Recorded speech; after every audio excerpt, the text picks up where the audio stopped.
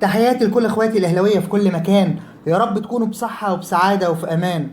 ميعادنا والجزء الثاني للرد على فطوطه والحاشيه بتاعته على الفيديو اللي عملناه النهارده من حلقه الامس اللي قال لي فيها ادبه على الخطيب والنادي الاهلي وعلى كل ما هو اهلاوي علشان خاطر يرضي سيده تركي ومرتضى منصور. خالد الغندور ابتدى بقلة الأدب هو ورفاقه في قناة البليلة، واحنا هنرد كالمعتاد على جزئية جزئية بالدلائل والقرائن والبراهين. خليكم معانا، هنبدأ الفيديو وهنرد عليه على كل جزئية قالها. السوشيال ميديا اتقلبت اما الناس الزمالك حط اليوفط وعشان شعار الاتحاد الافريقي، وابتدت على السوشيال ميديا وصحفيين وفي المنظومه الاعلاميه الناحيه الثانيه وابتدوا يقولوا ده وهيعاقب، وابتدوا يزوروا حتى جواب تم تزوير جواب يعني وبتاع وكلام من هذا القبيل عشان قانونا لا يصح. فين الناس دي بقى في القانون والمستندات اللي طلعت؟ مش معنى يعني الشعار الاتحاد الافريقي على اليافطه هو اللي خلاك تستنفر قانونيا، هو مسك عليك والحاجات دي بالظبط مش مخلياك تتكلم قانونيا. اصل انت اقول لك على حاجه، بص يا لازم نتفق على حاجه. بقول لك الزمالك زمان حاجه وده دلوقتي حاجه. دلوقتي الزمالك حاليا دلوقتي على مستوى الاداره دي حقيقه. اتحاد الكوره بيعمل حساب غير عادي وبدليل ايام ما سمع في التعليم كان رئيس لجنه الحكام ومشترك كان حاطط 5 حكام دوليين من ال7 مش عايزهم، ما كانوش بيلعبوا.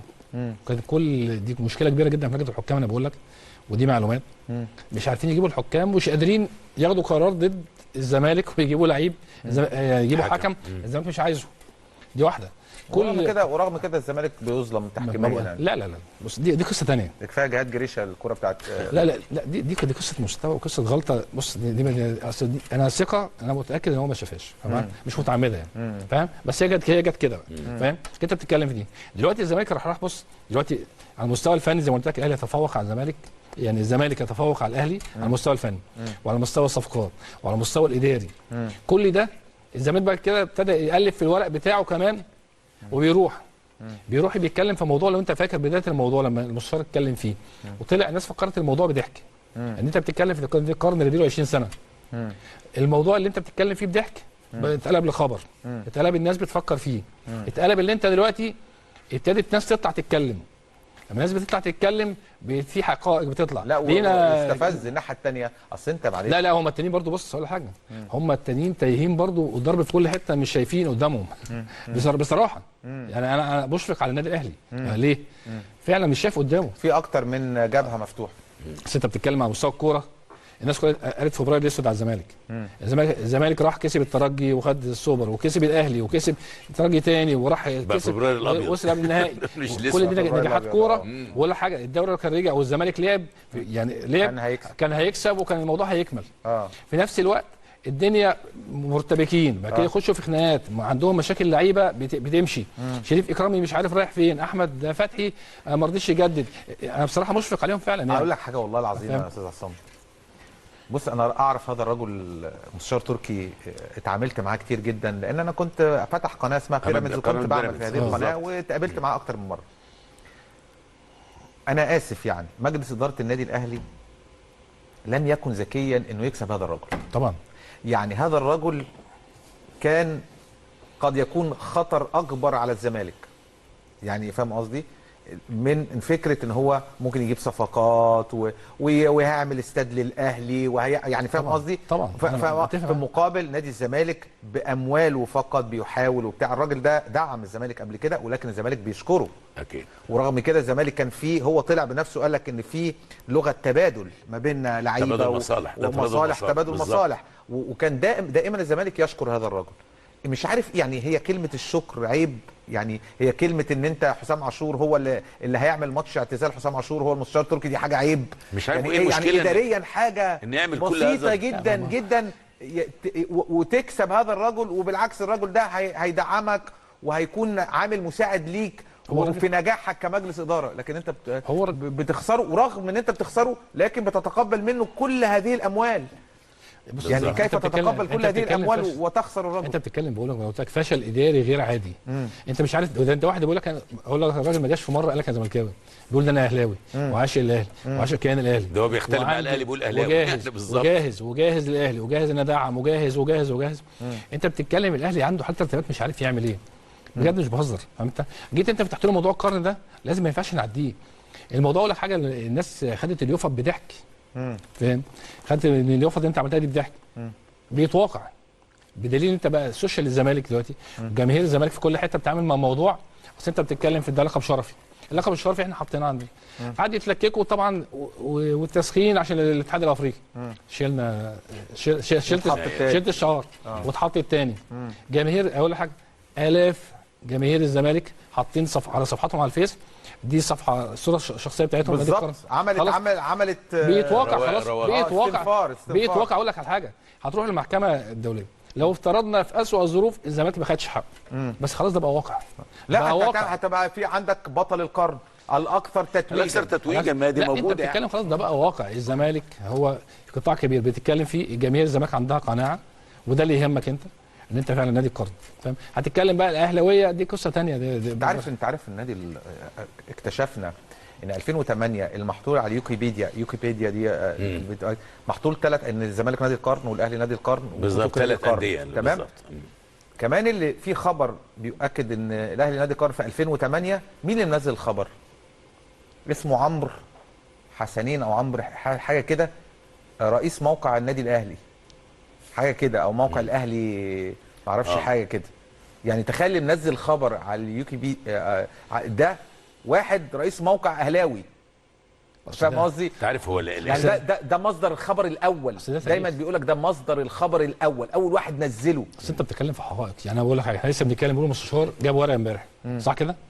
هو مش بيتكلم بيقول كلام مرسل، ده بيقول لك بورق، وجايب لك ايصالات، وجايب لك شيكات، وزي ما انت عملت المستند اللي فيه بتاع الفيفا اللي جه الاتحاد الكره المصري فيه الزمالك رقم 1، صح كده؟ اللي هي الورقه اللي تم اخفائها ديت.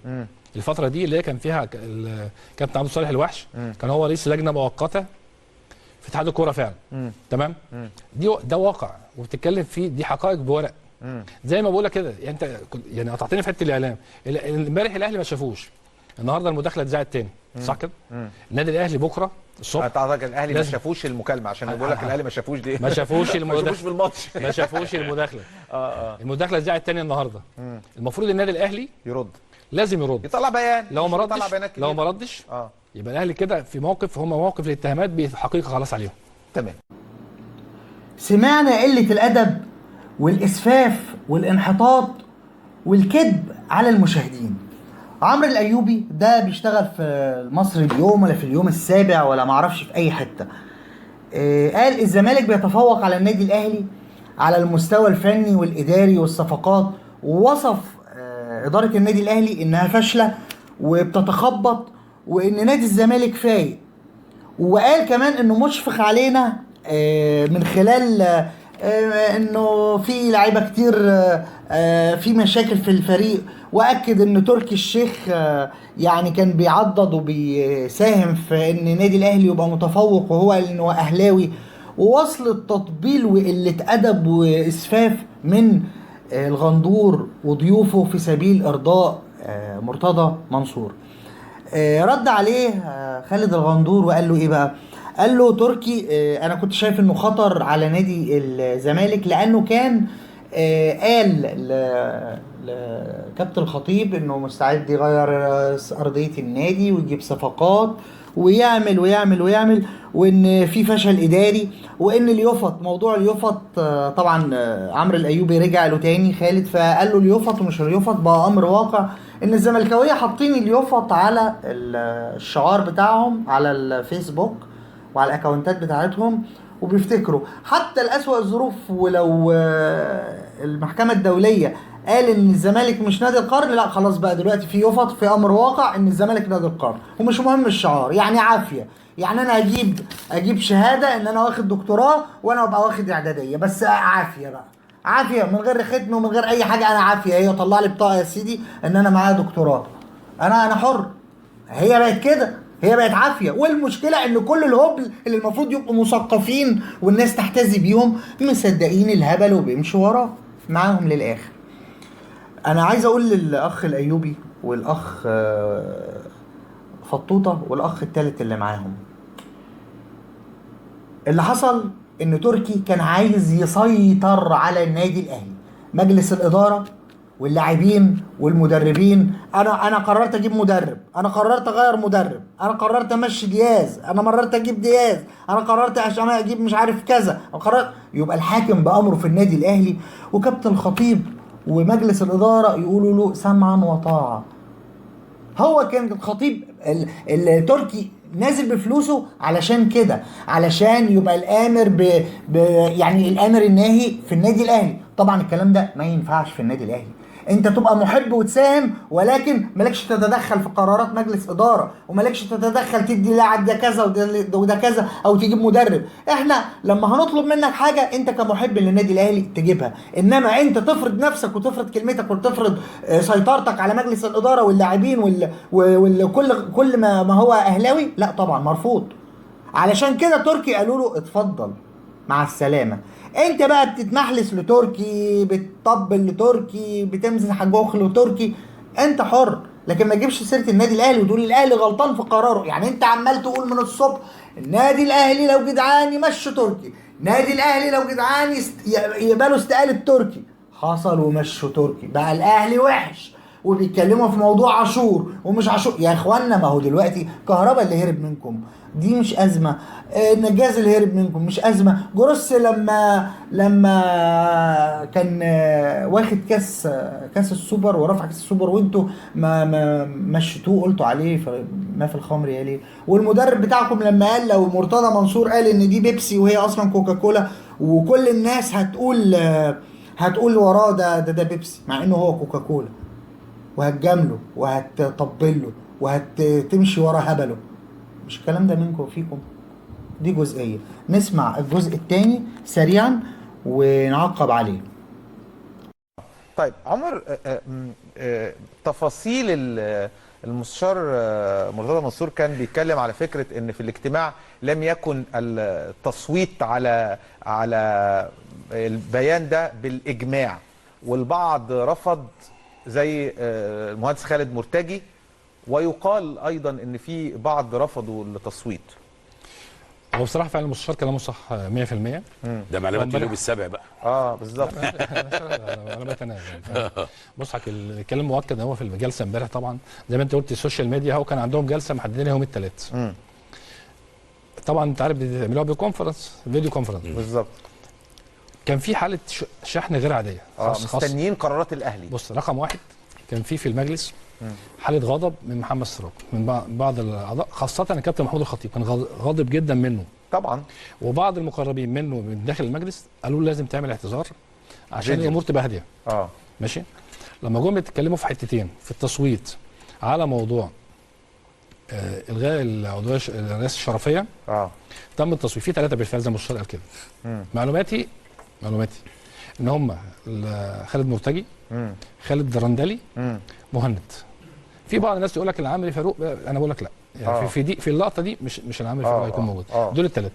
والمفاجاه ان الكابتن الخطيب ما صوتش خالص. لا ما صوتش ولا بالموافقه ولا لا جه عند التصويت سابهم هم يصوتوا، وجه راح هو خلاص لا الموضوع اتحسم ما صوتش. ودي المفاجاه، كابتن محمود الخطيب ما صوتش. ده انا شايف معلومه جديده دي. لا دي مهمه جدا، ودي فارقه خد بالك. يعني كابتن محمود الخطيب هو راس المجلس، دايما راس المجلس زي ما بياخد الاتهامات وبياخد المزايا وبياخد كل حاجه. كان لازم هو موقفه واضح في دي. لا هو ما صوتش. هو لا الموضوع اتحسم خلاص لصالح الموافقه على الاستقاله الشرفيه، وبالتالي قال خلاص مش هصوت. خلاص ده انتهى. جم عند موضوع نادي الزمالك وقضيه القرض ديت، كان فعلا فيها بالاجماع. اكيد هم نادي الزمالك لازم يبقى فيه اجماع. لا ما هم بص هم عايزين يوجهوا الاعلام ويوجهوا الدنيا كلها ناحيه ان في خناقه مع الزمالك، عشان يقفلوا الخناقات الثانيه اللي هم مش قادرين يتكلموا فيها، لان هم بالفعل خسرناها تماما. لان هم الاهلي، انا بقول لك ملف الكوره في النادي الاهلي، كابتن محمود الخطيب كان اسطوره في الكوره بالفعل، ولكن في الاداره فشل غير عادي. ودي مش من دلوقتي، يعني فشل من قبل كده. يعني هو انا مستوى مجال الكوره شفناها قبل كده، كان في تجربه هو مدير منتخب، كانت تجربه كانت مع فاروق جعفر، فشل فيها بغض النظر عن لقطه يرجع شيك ومش عارف، دي قصه ثانيه، لكن هو لم ينجح فيها. لما تيجي تتكلم في النادي الاهلي، قول لي ايه الصفقه اللي النادي الاهلي نجح فيها من ساعه ما جه مجلس اداره؟ مفيش. انت حتى الصفقات انا عايز اقول لك حاجه والله العظيم ما بهزر. انا بالنسبه لي كان لعيب كوره بقى ان وليد ازارو يمشي ويجي مكانه الو بادجي ده. لا يعني انت دلوقتي جبت جيرالدو ده اتقال عليه اشعار، لكن انا بتكلم على الو بادجي ده. الو بادجي ده وليد ازارو قده 100 مره. لا انت جبت بادجي، جبت 2 مليون دولار ونص باين، وجبت كهربا، جبت كهربا هربان من الزمالك وكأن انا بخلص، مش بفكر في فرقه الكوره، لا انا بخلص طاري من الزمالك. مشكله عبد الله السعيد هي دي بس. والاهلي ما كانش كده. يعني الاهلي معلش انا اسف، مجلس كابتن محمود الخطيب ما كانش كده. يعني مجلس الاهلي ما كانش كده. ما تاخدش لعيب عنده مشكله مع نادي الزمالك. ما بقاش رد فعل يعني. هو علي معلول مين اللي جابه؟ لا ده قبل كده. محمود طاهر؟ محمود طاهر تقريبا. علي معلول محمود طاهر وجونر اجاييه. لا بص حاجه، محمود طاهر اعتقد ملف الكوره مع المهندس محمود طاهر كان افضل بكتير جدا من النادي الاهلي. دلوقتي انت بتتكلم في لعيبه بتخلص، يعني انت دلوقتي نهايه الموسم اهو، وانت شريف اكرامي ما حدش عارف هيروح فين. احمد فتحي والدوري لما وقف واحنا لسه في شهر 3 ما حسمش امره. والموضوع مش جديد، المفروض كنت انت اتعلمت من درس عبد الله السعيد، ما اتعلمتش. فاهم؟ على فكره الوحيد اللي كويس بصراحه والمجلس ده جابه اليو ديانج، ده لعيب كويس. لا هو بص الاهلي اليو ديانج اللي هو في نص الملعب طبعا. بص في عكس، لما نيجي نتكلم بصراحه ومش بالمجامله ولا بامانه، الزمالك يتفوق على الاهلي بمراحل في اداره ملف الكوره، دي حقيقه. ده موضوع واضح جدا تيجي تتكلم فيه. وقلت لك قبل كده فرجان اساسي لما تيجي تجيبه كان جاي يعني زي اقول لك ايه، جوهره بس ايه عليها تراب، واشرف بن شرقي يلعب نص القسم ولا حاجه. انا قلتها قبل كده، فاهمه؟ قلتها في اكتر من برنامج. قلت لما جيت الناس انتقدت موضوع بن شرقي. بن شرقي جاي وهو في حاله فنيه بعيد. انا افتكر قعدوا يقولوا اتكلموا عليه يا نهار اسود. كان فيه لا بس من الهلال وراح فرنسا مش شايف قدامه بقاله 6 شهور وجاب 3 اجوان. بس ولا حاجه، لما جينا اتكلمنا فاهم، كان يعني اداره الزمالك والمستشار مرتضى كان عنده برهان عليه ان هو هيعمل زي فرجاني السيسي، وعمل كده يا باشا. انا فاكر انا لما طلعت قلت احنا جبنا صفقه القرن والناس قعدت تتريق يا عمر. ايوه صح، فاكر؟ قعد يقول لك صفقه قرن ايه وبتاع ايه. احسن لعيب خاتم الموسم، احسن لعيب، جاب لك بطولتين اهو. جاب لك بطولتين. لا ولا حاجه ثانيه، هو نجم. بص عامل ازاي. انت كل صفقات الزمالك، بص طارق حامد معلش انت جايبه من سموحه، بص باحسن لعيب في مصر وحافظت عليه. طارق حامد جاله عروض كتير. انت بتتكلم في الزمالك دلوقتي، الاهلي عنده حراسه المرمى فيها مشكله. بص حاله فوضى وهرتله مش عارف دي. بس يبقى محمد الشناوي حارس كبير طبعا، لكن عندك المشكله في اثنين. شريف اكرامي مشي. شريف اكرامي موضوع كابتن مصطفى شوبير بس في ارتباك. لكن عكس الزمالك عندك بص، عندك جنش وعندك عواد وعندك ابو جبل وعندك ده ما يعتبرش يعني لسه مستقبل. لا الثاني، لا السؤال ده ليه حيثيات الثاني بعد الشناوي اللي انا بكلمك عن بس هل ده بيخلي بصراحه يعني كابتن شوبير لا يعلق على ما يحدث في الاعلام، لانه في النهايه في قناه محايده، وفي النهايه يعني هو اعتقد كان الوسيط في موضوع مستشار تركي آل الشيخ وكابتن محمود الخطيب. الموضوع برضو بعيد، يعني كابتن شوبير لا يعلق الا على نادي القرن مثلا. يعني ده حدث مهم لابد ان يعلق عليه واحد من كبار الاعلام في مصر. لا هو بص كابتن شوبير يعني هو يعني بيكون معذور ان هو ما يتكلمش في الرياضه. هو رقم واحد هو طبعا مع القائمه ديت الموجوده. رقم اثنين موضوع ابنه ده برضو لازم تدفع عليه ان هو يعني هو يعني مش عايز اقول هو كويس وحش، ما اقدرش اقيمه. لكن بالتاكيد هو هيبقى كلامه مجروح برضو. والاهلي انت في حاله الارتباك ديت ممكن يبقى في مواقف سلبيه ضد ابنه. لو هو راجل خد موقف اتكلم على اداره الاهلي صحيح، ده مش هيبقى مقبول. طبيعي جدا ان انت موقفه يعني موقفه حساس، هيتكلم باحراج. تمام. سمعنا الصحفي نص لبه اللي اسمه عمرو الايوبي قال كلام المستشار مرتضى منصور صح 100% والخطيب فاشل في الاداره فشل غير عادي. قال في المجلس في الاجتماع امبارح علشان يسحبوا الرئاسه الشرفيه من تركي، اعترض الدرندلي ومرتجي ومهند والخطيب لم يصوت. قال الجزئيه دي حتى لو كلامك صحيح، وطبعا كلامك مش صحيح، لو اعترضوا اذا مجلس الاداره صاحب قراره. يعني في ناس بتعترض، هات لي واحد من مجلس اداره الزمالك بيعترض على مرتضى في اي حاجه، في اي حاجه. هاتوا لي واحد يعمل مثلا تصويت ولا شيء وواحد يقول انا معترض. خليه كده هو يحصل. اعتراض الثلاثه دول حتى لو كان ضد القرار فده شيء صحي وشيء ديمقراطي في النادي الاهلي. انت علشان تقول هم اعترضوا ده شيء كويس مش شيء وحش، والخطيب اخذ برأي الاغلبية حتى لو هو ما صوتش، اكتفى ان رأي الاغلبية بتأكد ان تركي لا وجود له في النادي الاهلي. قلت ملف الكورة فاشل والخطيب فاشل، وبتقول ان اللعيبة اللي جابها النادي الاهلي ضعيفة. وقلت كمان ان ازارو احسن من بادجي 100 مرة. ازارو اللي انت يا فطوطة بتقول ازاي كان يشق القميص وكان بيضيع فرص والكرة هو والجول ما بيعرفش يجيبها، وجمهور الاهلي هايج عليه، وجمهور الاهلي بيطالب انه يمشي وهو لاعب نص كم. انت مرتضى كان بيطلع معاك كان بيقول لك ده ازارو خدام لابو طيب. ازارو خدام ليه؟ قاعد له احتياطي في المنتخب. ازارو خدام ليه؟ ما كنتش ليه بتقول له ازارو حلو وحريف؟ بادجي هو لعب غيرها مباراه. لعب امتى بادجي ما نقدرش نحكم عشان ضيع ضربه جزاء. ما ينفعش ان احنا نحكم على بادجي من مباراه او من ضربه جزاء ضاعت. بتتكلم وبتقول ان جابوا كهربا تخليص من نادي الزمالك وكده. كهربا لاعب مؤدي، لاعب بيحب النادي الاهلي، عرض نفسه مره واثنين وثلاثه على النادي الاهلي، وفي نفس الوقت لو هو ملوش دور ولا له مكان في النادي الاهلي، الاهلي مش هيجيبه. مش هندفع فلوس احنا ونرميها على الارض من غير سبب. دي دور في النادي الاهلي. جه موضوع السوبر وتوقف لاخر البتاع بتحريض من مرتضى للاخ رئيس مجلس اللجنه الخماسيه. فكلنا عارفين كهربا توقف ليه. بيتكلم بيقول مجلس اداره النادي الاهلي ما كانش كده، ومحمود طاهر كان احسن. محمود طاهر اللي كان زارع الزملكاويه والبوابين في قناه النادي وفي اداره النادي، وعمل لهم عضويات شرفيه للشرقاوي وللفولي وللعيال دي كلها.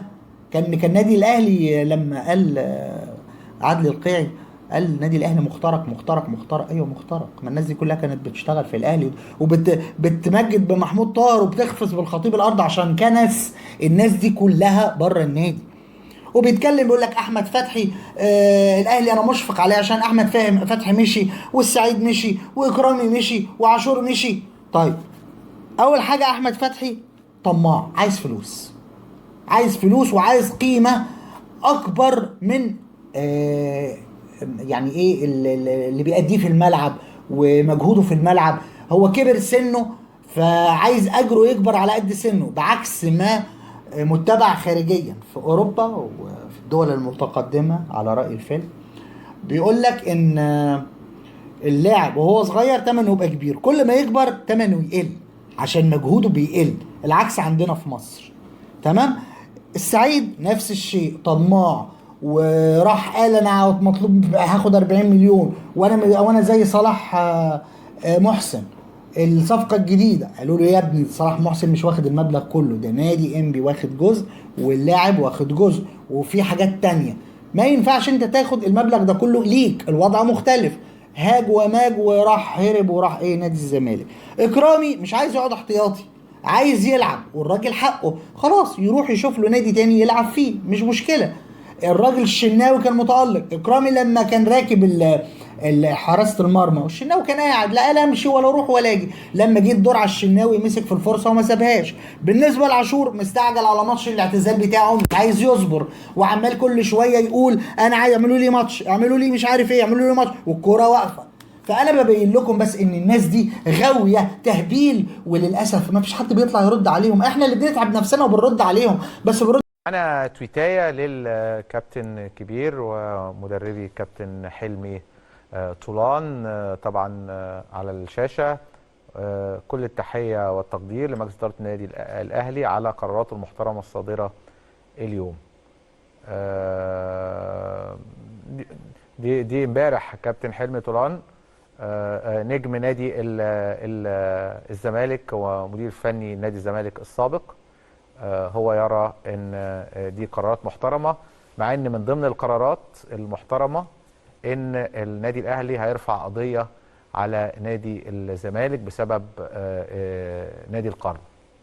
يعني دي وجهه نظر الكابتن حلمي طولان. بصراحه بالنسبه لي انا لا تعليق، لكن انا كنت اتمنى حتى من هو مختلف مع رئيس نادي الزمالك انه يكون نادي الزمالك نمره واحد عنده. يعني قرارات النادي الاهلي اللي بيثني عليها كابتن حلمي طولان من ضمنها انه هيرفع قضيه على نادي الزمالك في موضوع نادي القرن.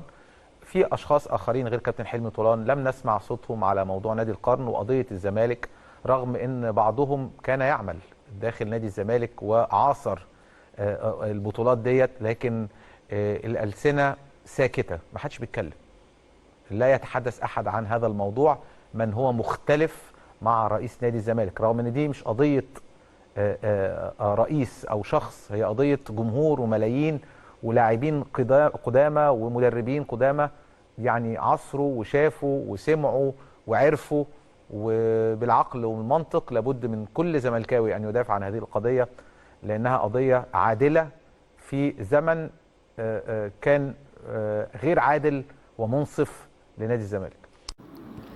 جه خالد الغندور وعلق على كابتنه حلمي طولان. حلمي طولان ده قيمة وقامة وأدب وأخلاق واحترام، زيه زي حسن شحاتة، زيه زي فاروق جعفر، زيه زي طارق يحيى، ناس ليها باع في ايه في كرة القدم في نادي الزمالك.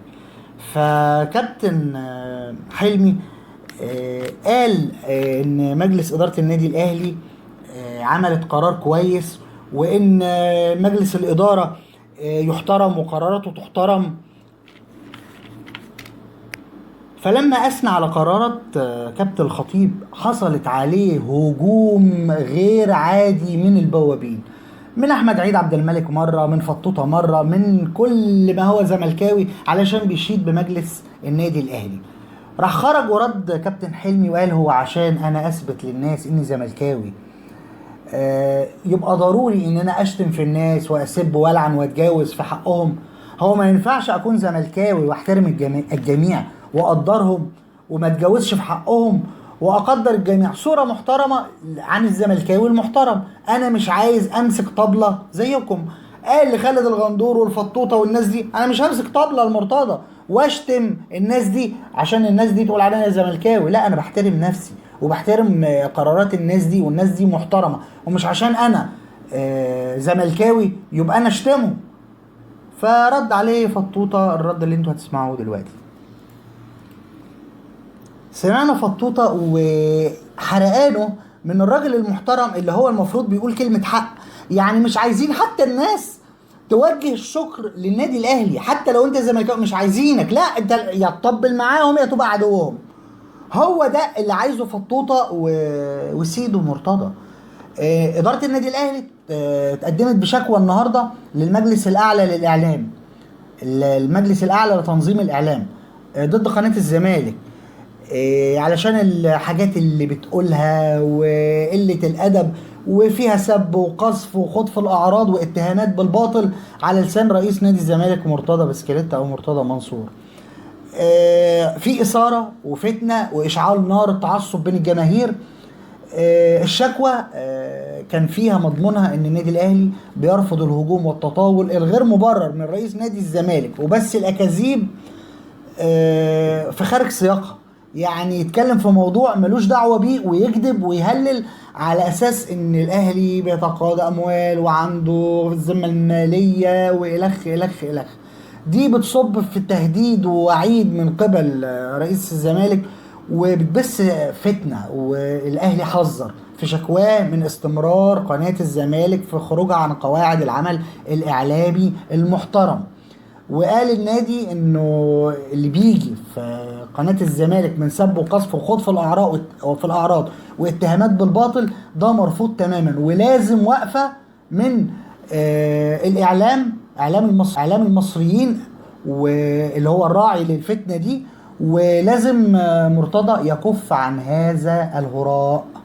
ده مرتضى منصور مره واثنين وثلاثه وعشرة النادي الاهلي اشتكاه وقال ان اللي بيعمله ده ما ينفعش، وقال ان كل الناس اللي في قناه البليله الكراهيه والفتن والحاجات دي هتؤدي لكارثه بين الجماهير، جماهير النادي الاهلي، في منها المتروي، في منها القرعن، في منها المتعصب. قناه في الزملكاويه في منهم المتروي، في القرعن، في الغبي، في المتعصب. هيحصل مشكله كبيره ما بين يعني جمهورنا وجمهور هنا. ده لا طايق ده ولا ده طايق ده. ما تضمنش بكره وبعده يحصل ايه، حتى لو مفيش تجمعات، حتى لو مفيش اي حاجه. انت كده بتخلق تعصب وبتنميه وبتزرع التعصب وبترويه بافكارك وبكذبك وبقله ادبك وبكل شيء وحش بتعمله في قناه الزمالك.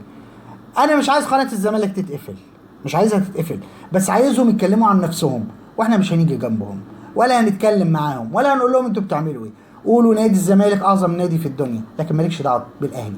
ما تقولش النادي الاهلي فاشل اداريا وفاشل مش عارف ايه. انت مالك؟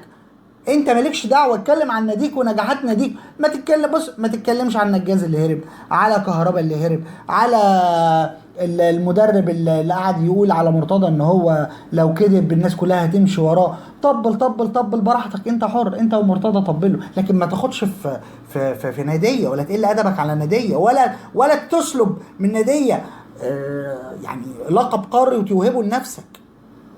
انا عمري ما شفت كده. وراجل مثقف وشغال في اليوم السابع وبيقول حتى لو القرار طلع لصالح النادي الاهلي برضه احنا اليوفط بتاعتنا متعلقه. ايه العبط ده؟ انا عمركم شفتوا كده في الدنيا؟ انا تيجي المحكمه تحكمني ان انا مثلا ماليش حق في الشهاده بتاعتي، والشهاده بتاعتي مش بتاعتي عشان مش موثقه وفيها كلام، اقول لا انا خلاص واخدها وبالعافيه اروح اطلع بطاقه. الناس دي مخها فين؟ كان معاكم اخوكم هاني المرعب، ادمن الاهلاويه على الفيسبوك. بشكركم شكرا جزيلا كل اخواتي الاهلاويه في كل مكان. لو عجبك الفيديو ما تنساش تعمل لايك للفيديو، تشترك في القناه وتفعل زر الجرس عشان يوصلك كل جديد عن النادي الاهلي وردودنا على البوابين. بشكركم مره واثنين وثلاثه وعشرة، وسلام عليكم.